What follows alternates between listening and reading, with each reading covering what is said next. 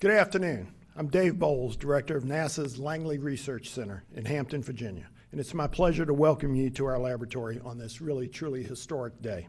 At this time, please silence your cell phones and stand for the posting of our country's colors by the U.S. Joint Base Langley Eustis Color Guard, and then please remain standing for the singing of our national anthem by the Woodside High School's Demeester Singers from Newport News, Virginia, under the direction of Emilio Passante.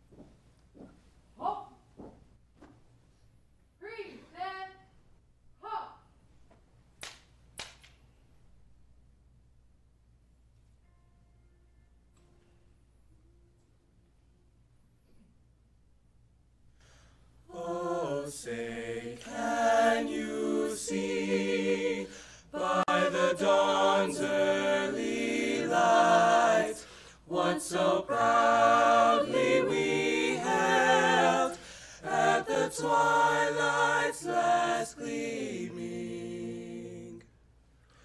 whose broad stripes and bright stars through the perilous fight o'er the ramparts we watched were so gallantly streaming,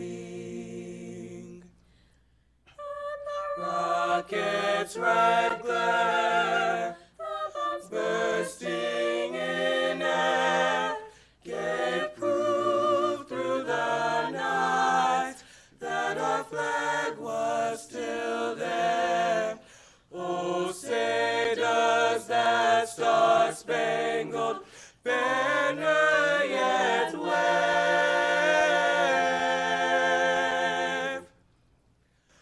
o'er the land of the free and the home of the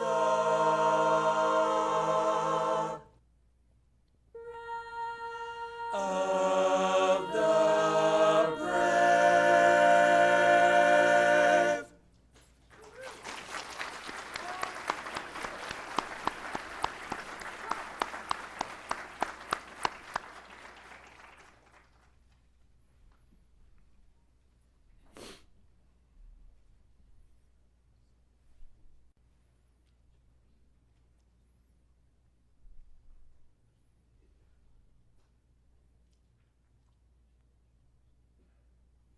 All right, please go ahead and take a seat.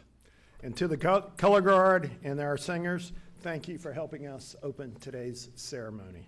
As I mentioned, today is a very special day for us here at Langley. In this, our centennial year, we have gathered to celebrate the opening of a powerful new computational facility that promises to accelerate our research for decades to come. But really, more importantly, we're here to honor the legacy of one of the most admired and inspirational people ever associated with NASA. And the person for whom this building is going to be named after, Katherine G. Johnson, the mathematician and human computer. Before we go any further, I also want to recognize the distinguished guests that we have participating in today's events. Please hold your applause till I get to the end of the list of names and recognizing them all. So, joining us today, the Honorable Terry McAuliffe, Governor of the Commonwealth of Virginia. The Honorable Mark Warner, United States Senator from Virginia. The Honorable Donnie Tuck, Mayor of Hampton. By way of video, we're here from the Honorable Scott Taylor, Congressman from Virginia's 2nd District. Also joining us here today are Colonel Jason Kelly of the U.S. Army Corps of Engineers, From NASA headquarters, Dan Tenney, the agency's acting associate administrator for mission support. And today's keynote speaker, Margot Lee Shetterly, author of the best-selling book, Hidden Figures, which serves as a basis of the motion picture Hidden Figures of the same name. Sorry. So let's give them all a very warm welcome. Thank you.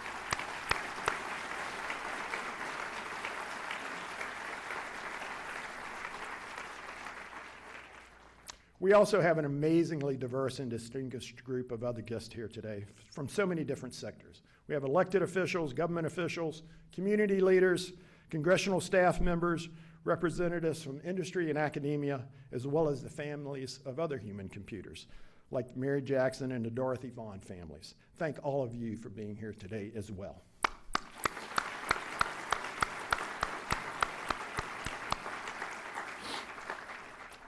Now, I've saved the best for last. She's a Presidential Medal of Freedom recipient, a member of NASA Langley's Hall of Honor, and just last month, she celebrated her 99th birthday. Ladies and gentlemen, please join me in letting her know how much we appreciate her in being here in her service to the nation, Miss Katherine G. Johnson.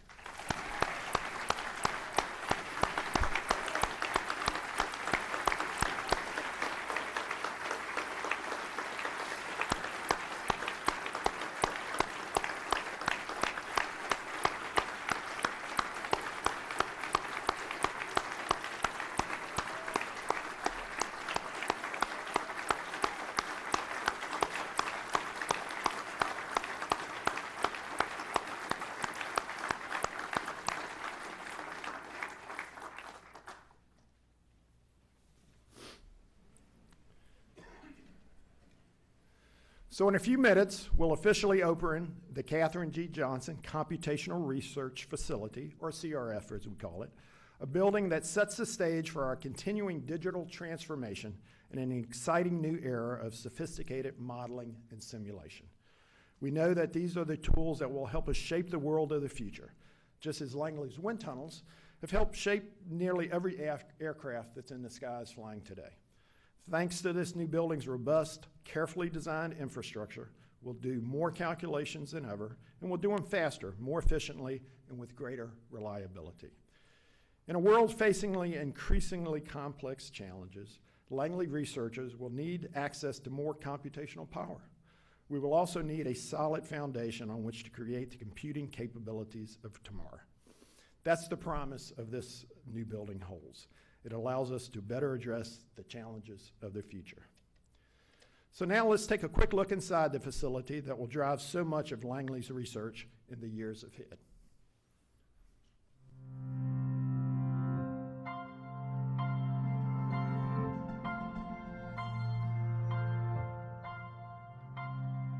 Hi, I'm Vince Whitfield, and we're here at the Katherine Johnson Computational Research Facility at NASA's Langley Research Center. We're about to cut the ribbon on this state-of-the-art facility, but before we do, let's take a sneak peek inside the building that will enable innovative research and development across all of NASA's mission areas. Let's take a look inside. This building, the third new structure built in the last 6 years as part of the center's revitalization plan, is named for Katherine G. Johnson.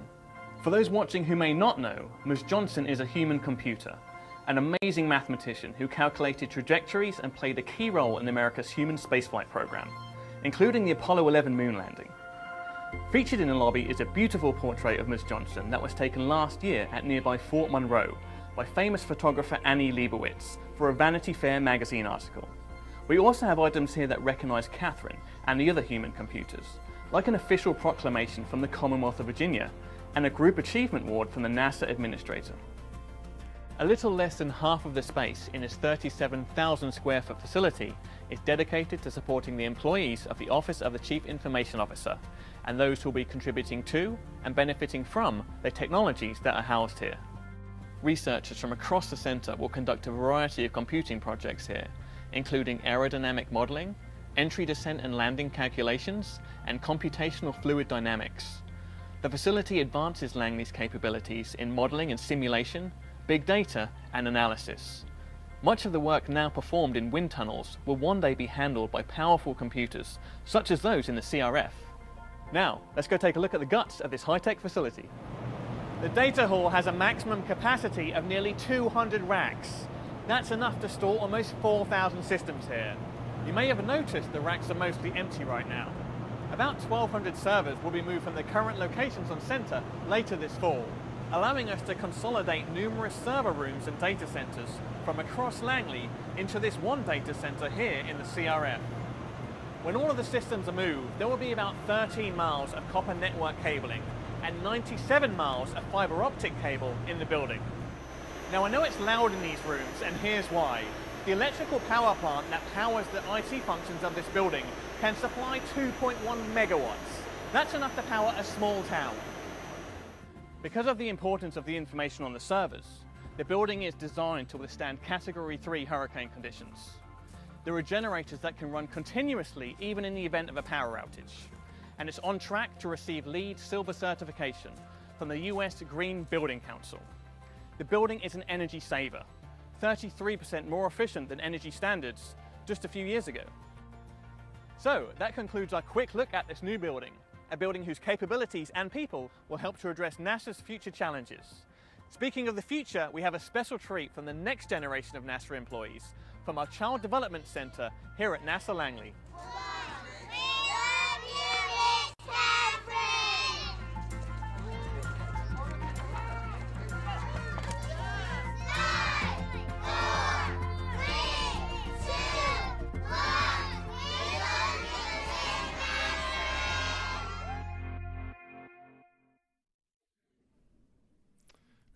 That's a great ending to that video. You can't see too much of that. But as you can see, this facility will improve the efficiency and reliability of our number crunching. It will also give us room to grow and collaborate with our partners across the agency and with industry. As you know, at Langley, we have world-class researchers. That's been true for a century now. And researchers from across our center will benefit from this new facility. One of our areas of expertise is entry, descent, and landing, or EDL as we call it. And it's really the science of how a spacecraft enters and flies through a planet's atmosphere and lands safely on its surface. Langley's skill in this area has been used for every successful robotic mission that's landed on Mars. And as we are called upon to support NASA's journey to Mars, the calculations we need to get us there will take place in this new building. Improving our aerodynamic testing capabilities using computer models, also known as computational fluid dynamics, is another area where these powerful computer servers will help us lead the way for NASA. And in materials research, an area I used to work many, many years ago, there's potential to model the property of new polymers and learn which ones will help us create stronger, lighter, more capable aircraft and spacecraft. All very exciting stuff. But no matter how mighty your computers are, at the end of the day, it takes the people to use those computers and the innovation and brilliant ideas they come up with. And what we're really doing is taking lessons learned when Katherine Johnson and her fellow human computers calculated spacecraft trajectories with paper, pencil, and adding machines, and applying them to today's missions. With this new facility, we will continue to advance the same techniques that she used to such spectacular effect. And I can't imagine a better tribute to Mrs. Johnson's character and accomplishments than this building that will bear her name. So this, yes, that deserves a round of applause. I agree.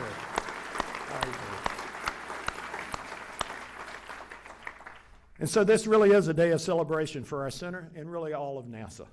And I wanted to say again, thank you, Katherine, and all of your family for being here today. We're glad you could be here to share in this moment. And we're happy all of you could join us for such a great day. You know, this is an incredible project, wouldn't have been possible without the hard work, collaboration, and support from our partners and friends outside of NASA as well. And we're going to hear from a few of them today. So first, I'd like to invite Colonel Jason Kelly of the U.S. Army Corps of Engineers to the podium. Colonel Kelly, can you come up?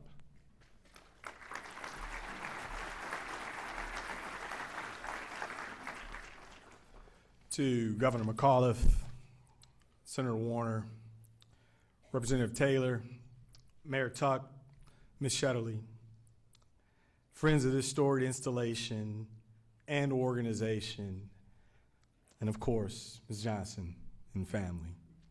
Thank you for joining us today on this very special afternoon, on this very special day.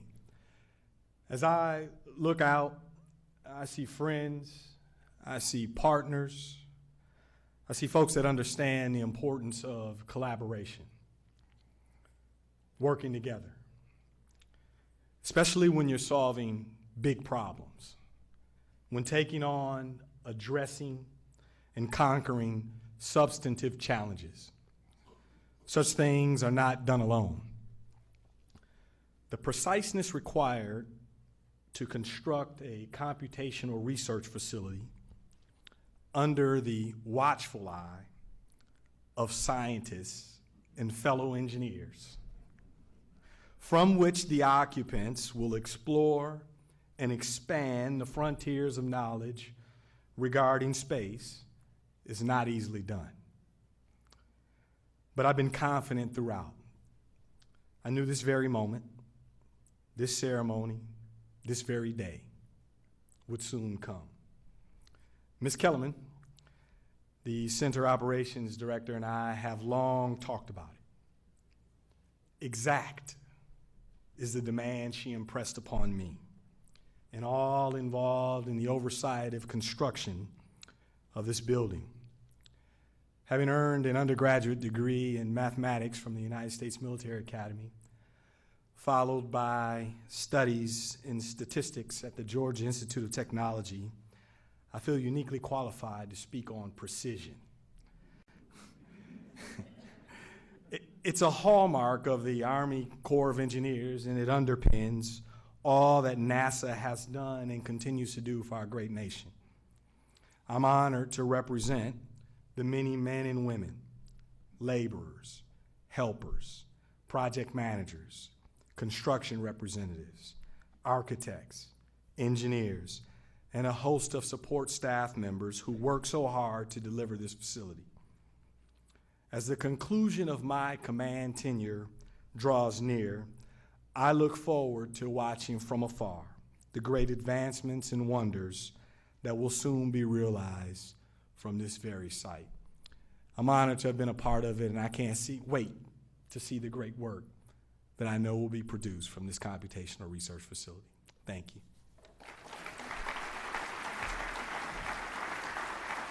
Thank you, Colonel Kelly, for those great remarks. Now it's my pleasure to introduce a good friend of NASA Langley, the mayor of the great city of Hampton, the Honorable Donnie Tuck. Mr. Mayor, come on up.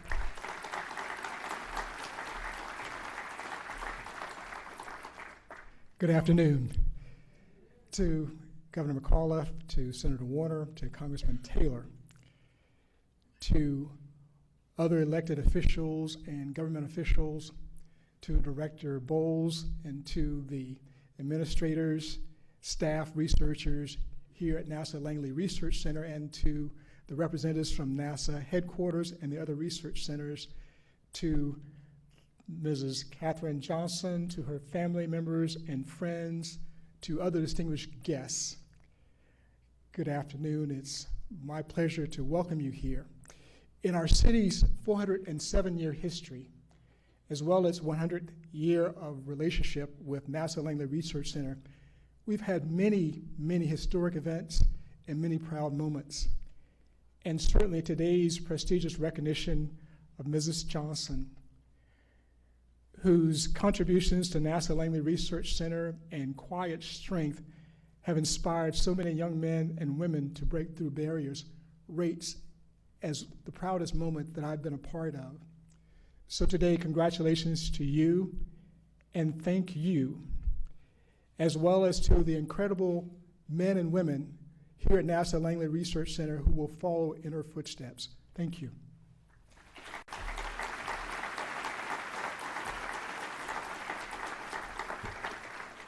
Thank you, Mayor Tuck, for those great words. Now I'd like to invite to the podium Mr. Dan Tenney. He's NASA's Acting Associate Administrator for Mission Support. Dan, come on up.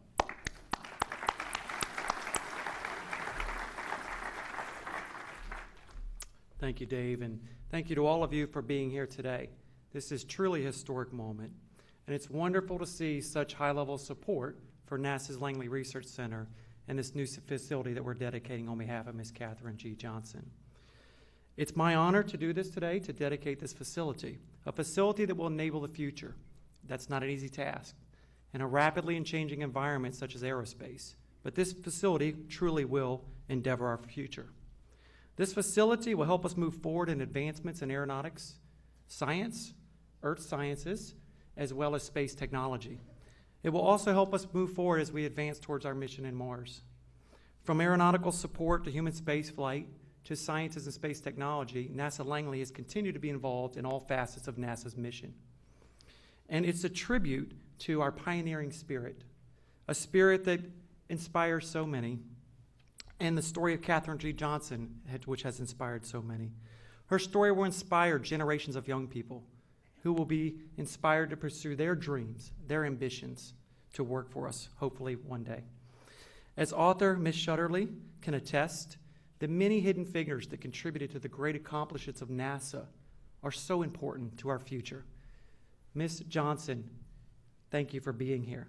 Thank you for your hard work over the years. You truly did make NASA a wonderful place in helping this nation advance our aerospace program. I'd also just like to say that Ms. Johnson's testimony is a tribute to her sharp mind, her pioneering spirit, and the many doors she helped open for so many others. It's my honor to be here today. I want to say congratulations to NASA Langley. Congratulations to Ms. Katherine G. Johnson, and congratulations to NASA as we continue to pave a way for the United States. Thank you. Let us celebrate together.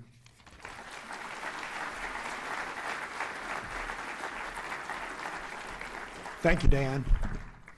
All right, next we have a recorded message from Congressman Scott Taylor. So if we can cue that up.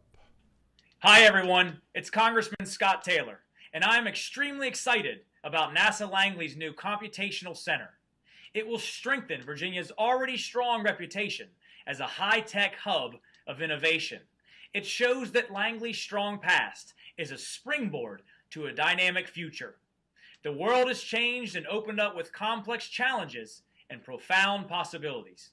And just as Katherine Johnson expanded and accelerated our nation's computing power to meet the needs of today, this center will set the conditions of tomorrow in machine intelligence, big data analytics, aerospace technology, simulations of aircraft and spacecraft structures, electromagnetics, acoustics, trajectories, sensors, and computer models for hardware to explore our solar system, and much more.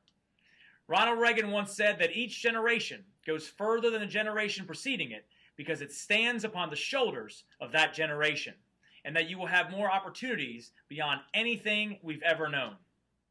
Pioneering patriots like Katherine Johnson broke racial and gender barriers in laying the foundation of mathematics critical to NASA's early space flights. Well, today, it is fitting that the foundation of this center is being laid in her honor. Our nation's economic future, national security, and our travels beyond this world depend on a new generation of innovators who stand on the shoulders of Katherine Johnson. We are counting on this center, and we are counting on them. No pressure. They must take on this task for our nation with persistence, character, and the confidence to make the impossible a reality. Thank you, God bless you, and God bless these United States.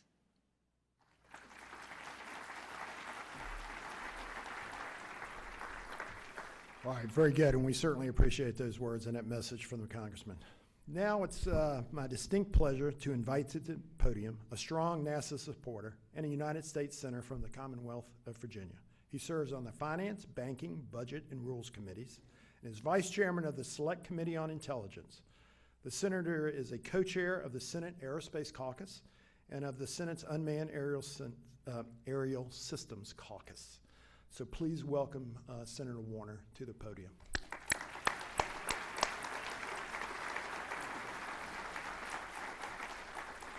Thank you, Dave. Thank you for that introduction, and it is a great honor for me to also be here to celebrate this opening of this wonderful new facility and to finally have a chance to meet Mrs. Johnson. It is a really great honor. Colonel, you said you are here as an expert on precision. As a former governor and senator, I'm not an expert on precision. but I'm still extraordinarily glad to be here. And want to commend, I think back when I first got this job back in 2008 and 2009, and talking with folks here, we thought about what could be that next generation value add that NASA Langley could bring about. And your team said advanced composites, modeling and simulation, all of the activities around big data and others that are going to come out of this facility. And to see that vision become more and more a reality is really remarkable. Also want to commend the fact that as we think about America's journey into space, and we're celebrating Ms. Johnson's role in that, the fact is every American astronaut who ever walked on the moon did part of their training right here at NASA Langley. So in many ways, that the whole notion of America looking to the stars, looking to the notion of conquering space started right here at NASA Langley. And the notion that Ms. Johnson, I've also never been called a human computer either, but the idea that what she was able to do, she and her colleagues with paper, pencil adding machines, and most importantly, just that plain intellect. Just that plain intellect is a remarkable, remarkable accomplishment. I know we're going to hear a little bit later from Margot Shatterley, who wrote the remarkable book, Hidden Figures, which turns into a film. And earlier this year, we had Ms. Shatterley come up to Capitol Hill, and Tim Kaine and Bobby Scott and I sponsored a viewing of the film. Ms. Johnson wasn't able to come, but we filled an auditorium 400 strong, particularly of Virginia young people, and they hung not only on the film, but on the words of our keynote speaker, and the inspiration that provided to particularly women and children of color to recognize that your imagination and as far as you can reach is only limited by your willingness to take on great challenges. And the truth is, Ms. Johnson represents that so much. So it's a real honor for me to be here. It's an honor for me to finally get a chance to meet you and to go along with all these other, we saw in that, Dave, that video presentation, you had like a little memorial from the state.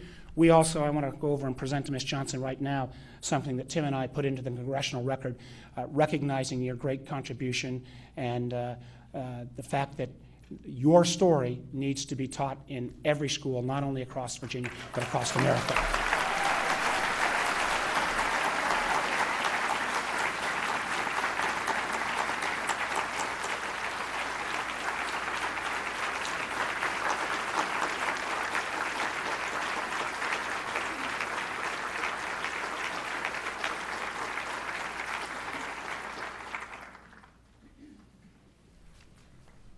Good enough politicians that when you get them standing, time to stop talking.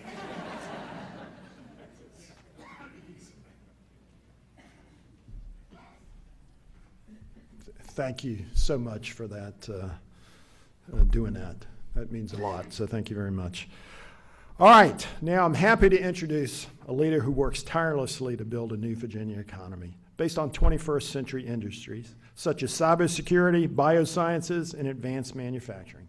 And I think it's safe to say that Langley's new Computational Center is a good example of the kind of high-tech future he sees for the Commonwealth of Virginia. As chairman of the National Governors Association, he made cybersecurity his signature initiative, and as a result, been called the Cyber Governor of the Year. He was named 2016 Bio Governor of the Year by the Biotechnology Innovation Organization and was twice elected chairman of the Chesapeake Bay Executive Council. I also know he's one of the first governors who flew in a drone over at Wallops about, 2 months ago. So another first. He has worked to make Virginia an open and welcoming place to do business and has led 30 trade missions to more than 24 countries.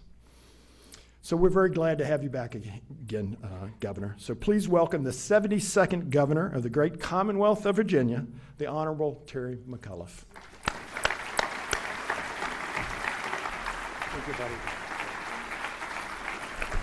Thank you, everybody. Good afternoon. Thank you, thank you, thank you.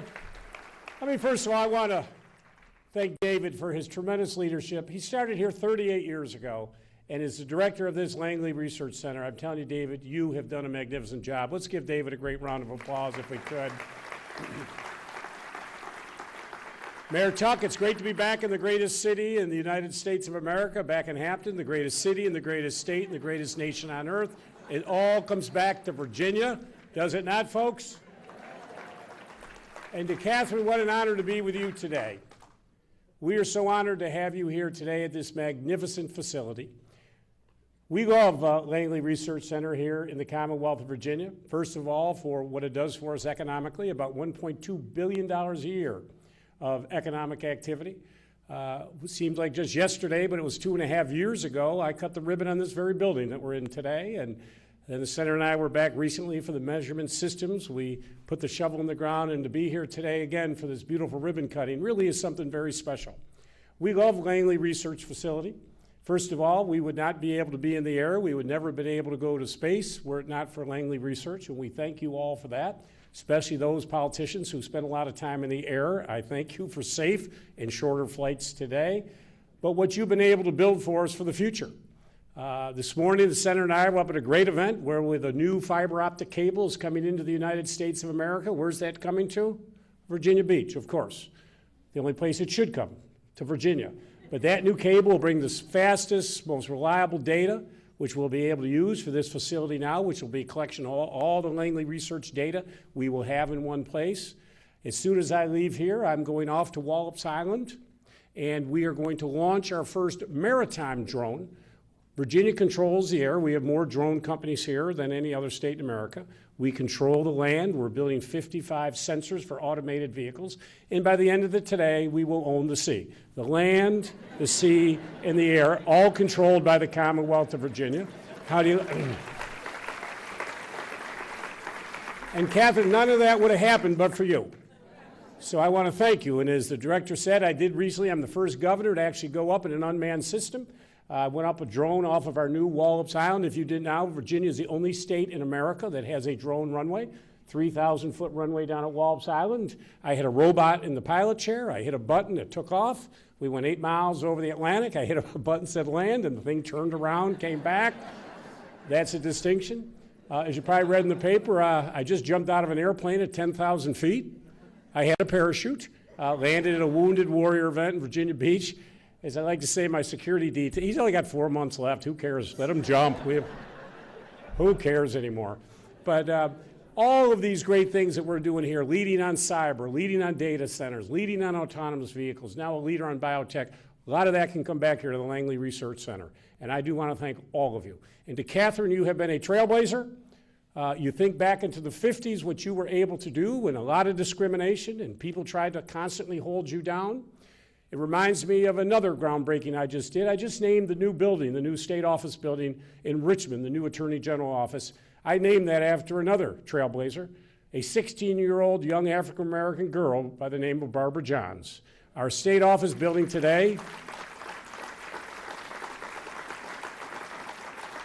is now the Barbara Johns State Office Building because, like you, Katherine, this 16-year-old girl in Prince Edward County, Virginia, at a very difficult time in the 50s, 2 sets of schools, white students, black students. And she led a revolt in the 50s at the age of 16 years old and said, this isn't fair and it's not right. And she led 400 of her fellow students, got them all into the gym, 16 years old in the 50s in Prince Edward County. Think of that. And then had someone go down the street and call the principal and say, there's a student down here in Farmville, come get him. As soon as the principal left, she got them all in, closed the doors, and she marched all 400 out, and she said, we are not coming back until we have an equal school. And she got that done. And Katherine, you are that same trailblazer. So when I think of Virginia and the history of what we've gone through, we have had Maggie Walker, we've had so many great leaders. You are at the top of that list. So on behalf of everybody who's had to knock down walls and knock down barriers, we want to thank you because you were at the forefront. It's easier now to come behind, but we needed always somebody who was that ram and rod. That was you, Katherine. So on behalf of all of us here in the Commonwealth and the United States of America, I thank you for your leadership. And today is not about putting a name on a wall or a building. Today is about every young student, or every young African American girl today who's going to school says, I too can do this. I too can be a success. We just met a young woman, a junior at ODU, when we were touring the facility, all excited. Katherine Johnson was her hero. She is here now. And she's here because of Katherine Johnson, and that is her future.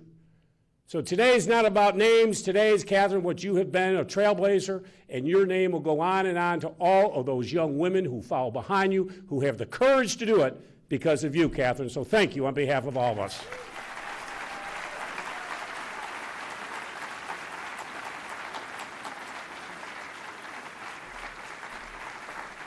Yes.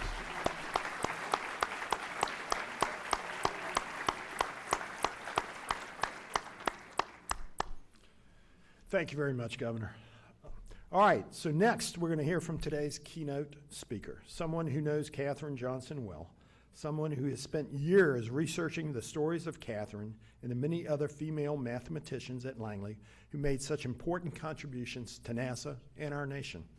Let's welcome back to the center a distinguished member of NASA Langley's extended family, Margot Lee Shetterly.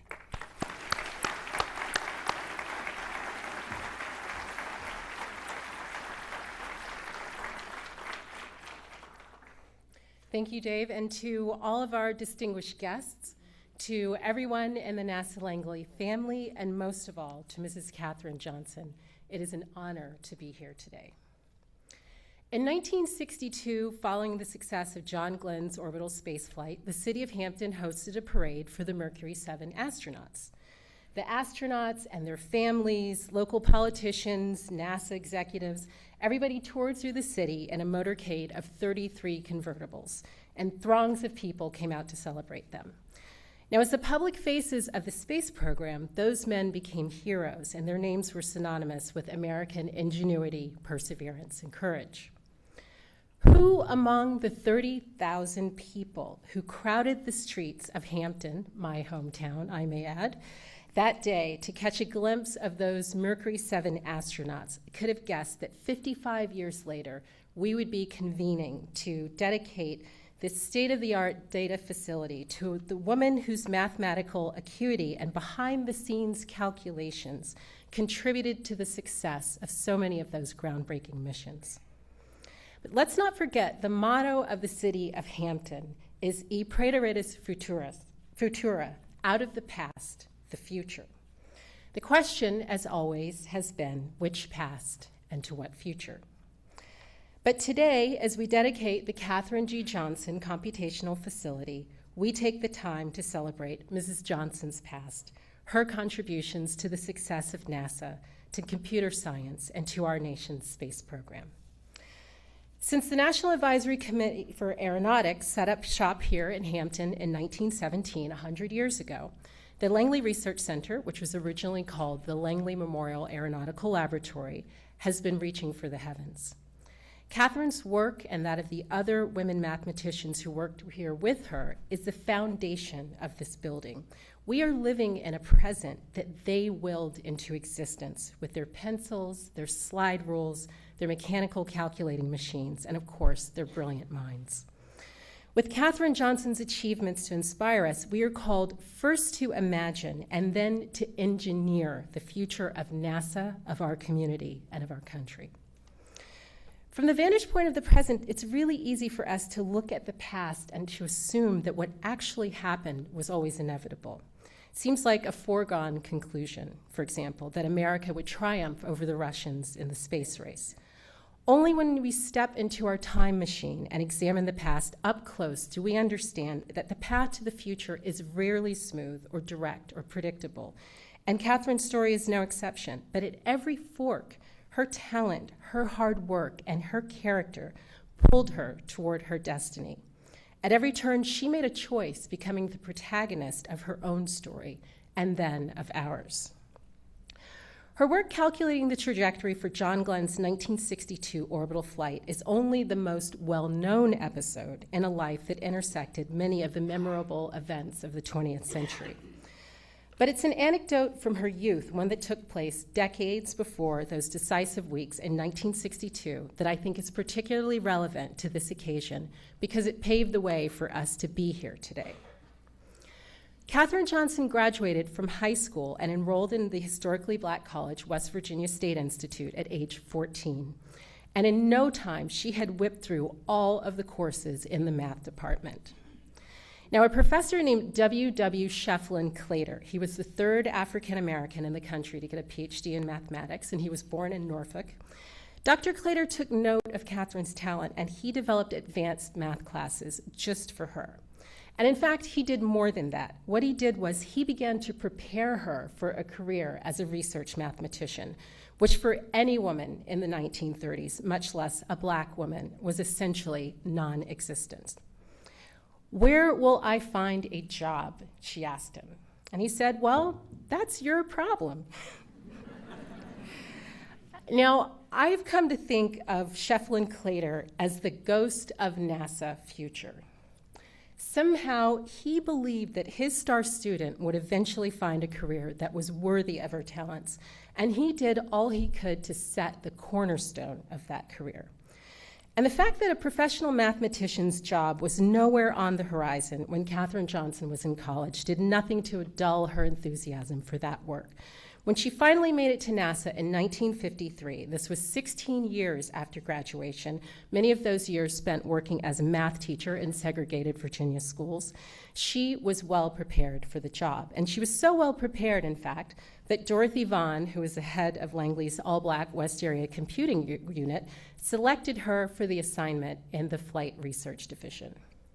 And I just want to mention that Dorothy Vaughan actually taught at Moton High School. This is the black school in Farmville, Virginia, where Barbara Johns went to school. So there are a lot of connections here.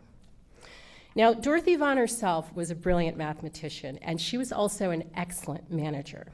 So Dorothy knew that when she sent Katherine Johnson to this hard-charging group of brainy fellas, that she was sending the smart one. This is, as the John Glenn character mentions in the Hidden Figures movie. Katherine Johnson was the right person at the right time for the job at hand. And it was the rigorous preparation from her days as a student that would set the trajectory that would bring her here to NASA, where she could play a role in determining the future. So any of you students out there who have ever been in math class and have asked your teacher, when am I ever going to use this? I think this might be a really good time for you to have a sit down with Mrs. Johnson. So by now, most of us know the details of the work that Katherine Johnson did here at NASA. We know about the calculations she provided for Alan Shepard's flight, the calculations that she provided for John Glenn's pioneering orbital flight. We know about the math that she contributed to the parking orbit calculations for the Apollo 11 mission to the moon. Today, all of those things seem inevitable, but without her past full of diverging roads and choices that made all the difference, we would not be standing on the brink of this future. My first interview with Katherine Johnson took place in 2010, and no matter how many times I've heard her story since then, I am always blown away and very touched. But what she did in that interview, and over the course of many more interviews, was to tell me the stories of other women. She told me about her admiration for Mary Jackson, who became NASA's first black female engineer. She told me that she considered Dorothy Vaughan to be one of the smartest people that she has ever met. And she told me that when she speaks to students in classrooms, and she has always been working to inspire kids to choose STEM careers, that she never fails to mention Dr. Christine Darden, who started in the computing pool at Langley in 1967 and went on to become a top expert on the phenomena of sonic booms, and she is here today. She told me about Marge Hanna, the white woman who was the first supervisor of the segregated West Area group, and Marge eventually joined Katherine's group and did forward-thinking research into missions to Mars, Jupiter, and Saturn, and this was back in the late 60s and early 70s. So by telling her own story, Katherine Johnson put me onto the story of the black women in the West Area Computing Group. She led me to the white women of the East Area Computing Group as well. And in fact, When we celebrate her, we celebrate the women who worked as computers, mathematicians, technicians, scientists, and engineers at all of the NACA and NASA installations over the years. Her story is a story of curiosity and the thirst for knowledge that is at the core of this agency. My curiosity about Katherine's story planted the seed for Hidden Figures, and what I've come to believe after years of research is that the world that took shape over the course of the 20th century, which many of us call the American century, this world of airplanes, of spaceships, missiles, computers, communications technology, that world is in many ways the history of women sitting in rooms like the ones here at Langley, doing math. And with all of those shoulders to stand on, there is no telling what we will be able to achieve in the future. So Katherine, telling your story has been an honor. Your work changed our history, and your history has changed our future. So thank you, happy belated birthday, and congratulations.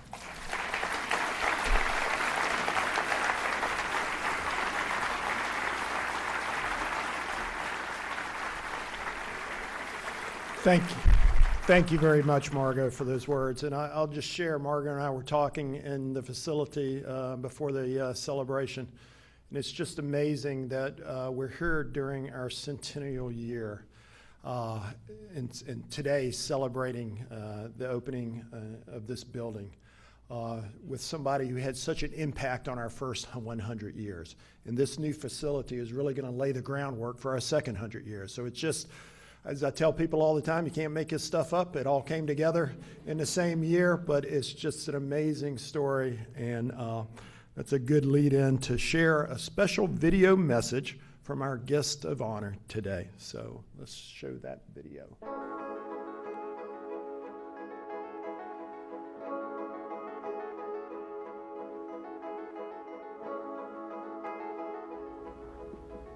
You want my honest answer? I think they're crazy. I was excited. It was something new. Always like something new. But give us credit to everybody who helped. I didn't do anything alone but try to go to the root of the question. And succeeded there.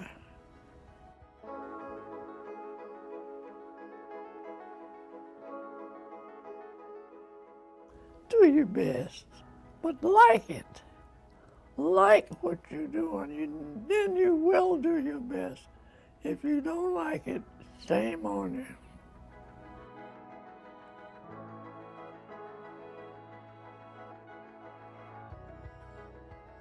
Well, now, if they just did the hard work that I did, which was my job, I did it every day. I never missed a day. Never stayed home playing stick and stuff.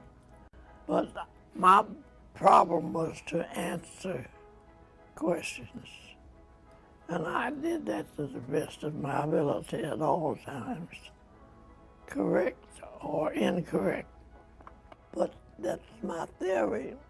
Do your best all the time.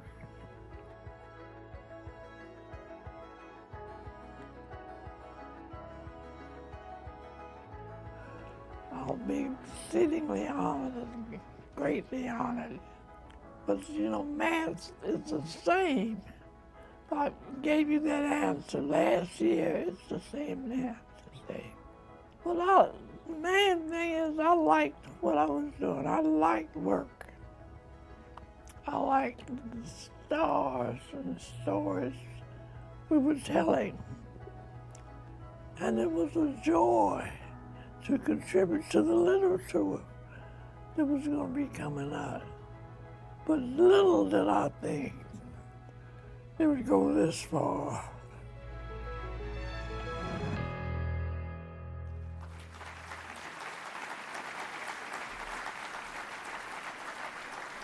Yes, that was just fantastic.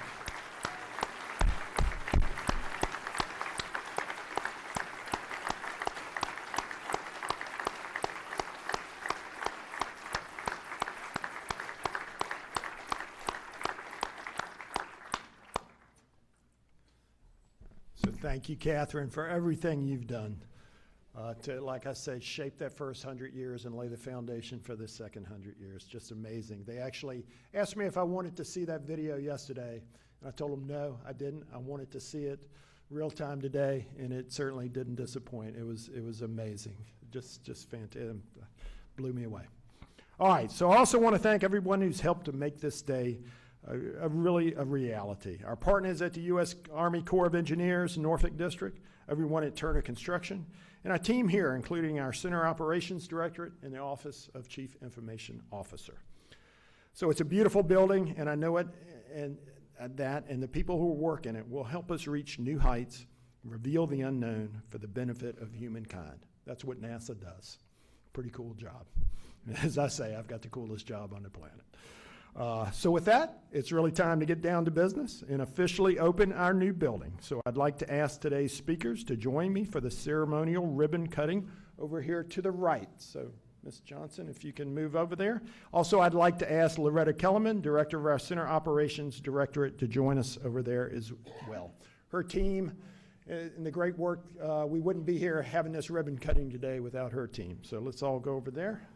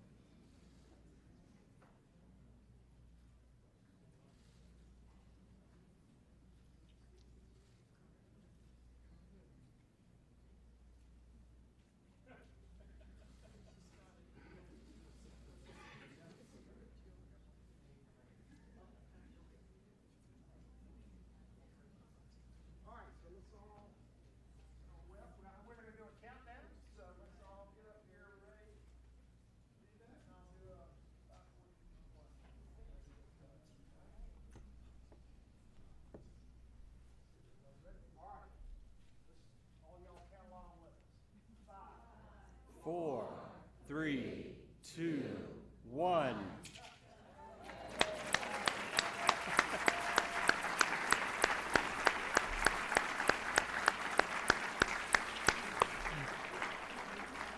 Ladies and gentlemen, I'm Rob Wyman, the lead for Langley's Office of Communications, and on behalf of Director Bowles and the remainder of the staff here, thank you for coming. For those of you in the room, please sit tight for just a minute. We have some announcements for you, but for those of you who virtually joined us online from NASA TV and Facebook Live, and we counted that include upward of 20 different countries from around the world joined us today. Thank you so much. This concludes the televised portion of today's ceremony. Thank you for helping us celebrate Katherine Johnson and NASA and this milestone for us all. Thank you.